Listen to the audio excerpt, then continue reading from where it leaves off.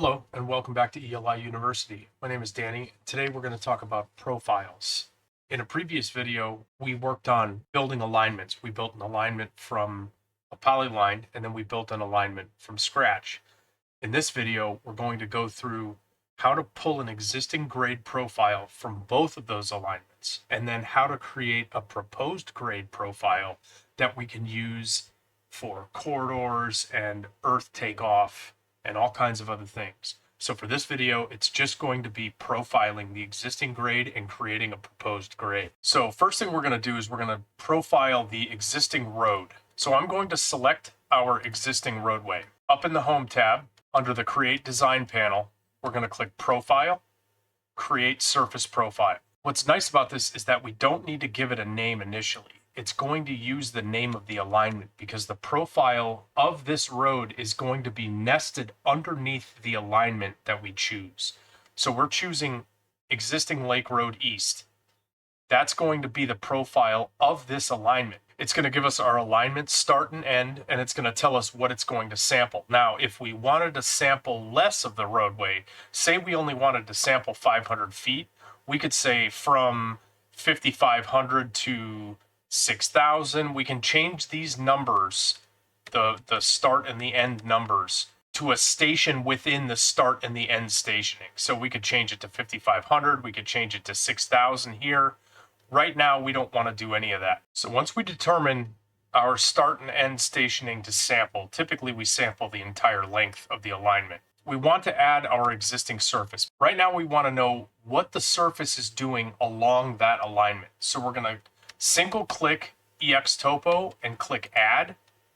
And then instead of clicking OK, we're going to click Draw in Profile View. This is going to bring up the Create Profile View General window. It's telling us the alignment that we selected. The profile view name we can change to EX Lake Road East. It's going to ask us for a description. We don't need to put that in. Profile view style, typically ELI proposed full out stationings 150 10x vertical is just fine, so we can leave that.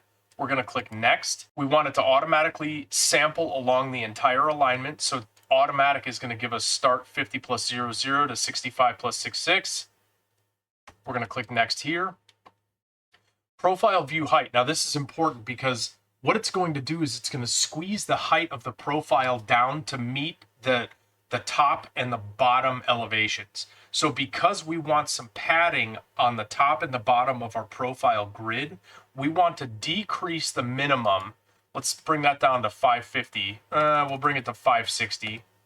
And then we're going to increase the maximum to a whole 10. So let's say 620. We don't want a split profile view, so we're going to uncheck that.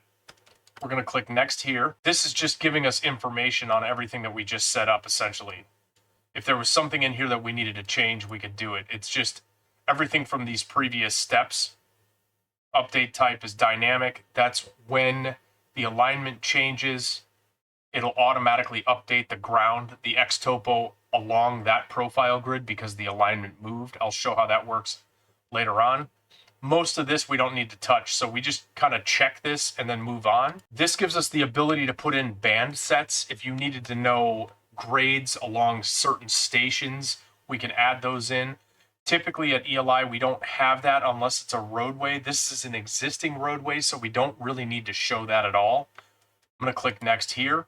This will allow us to put in cut fill hatches that we can use to determine the cut and the fill between the proposed and the existing.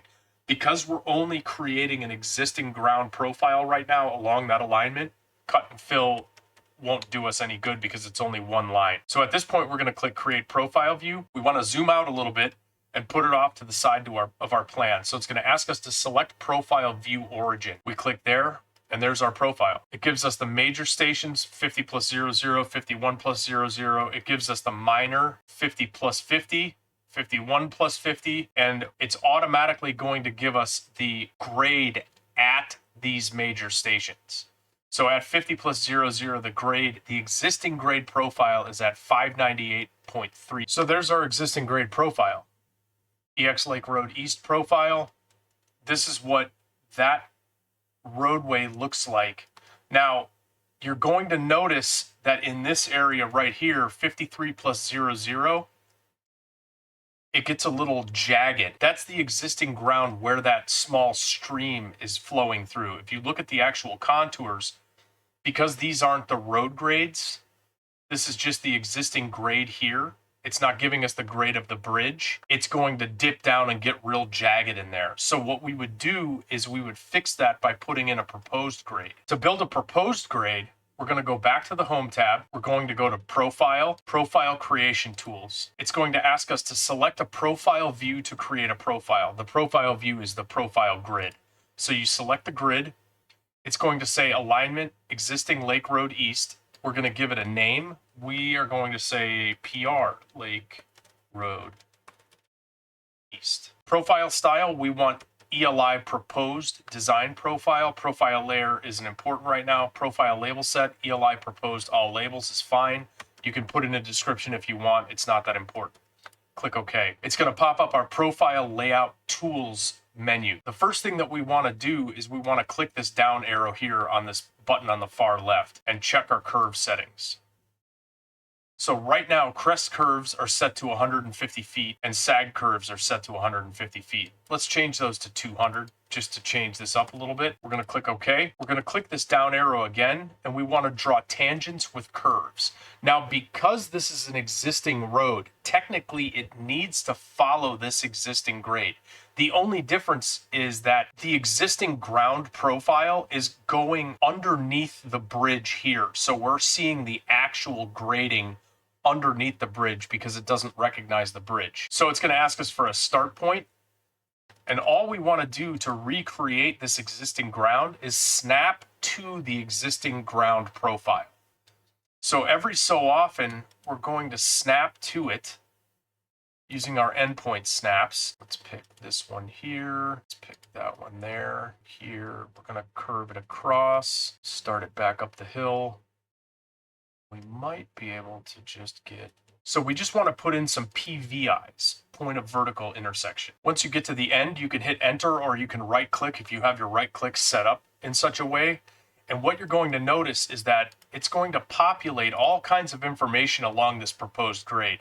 So what it's doing is it's giving us our grade break station, which is where we started.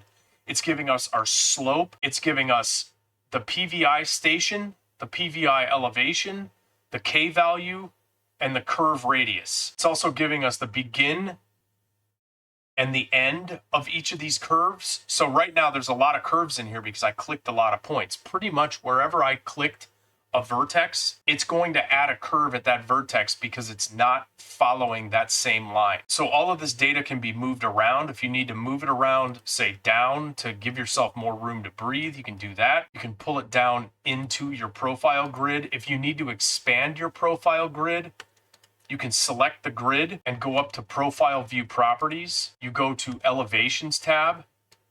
Let's say we needed to make it taller. So user specified height, when we were creating the profile, we set these two numbers. Let's change this to 640. Click Apply, click OK.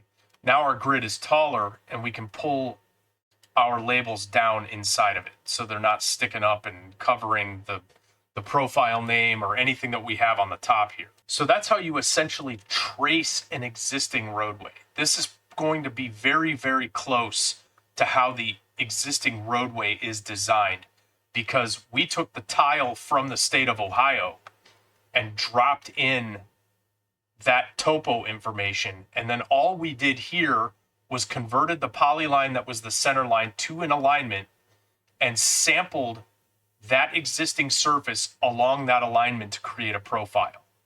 So this is our existing grade here. Because we know it doesn't zigzag like that because cars would go into the ditch or they would crash, we had to create a profile along it that made more sense. So that's what we did. This is essentially an existing ground profile with an existing road profile dropped on top of it. I know I said that this was a proposed profile, which it technically is because we're creating it from scratch based on this information, but this is actually pretty close to what that roadway looks like in reality. So that's it. That's how you create an existing ground profile, which gives us an idea of what the ground is doing underneath the alignment. And that's how you create a proposed profile in that same grid in order to get an idea of what the ground is doing and how we could smooth that out. In the next video, we're going to get into taking this profile and that alignment and adding an assembly and running a corridor along it to give us an actual 3D surface that will sit on top of the existing topo. So thanks, and I'll see you in the next one.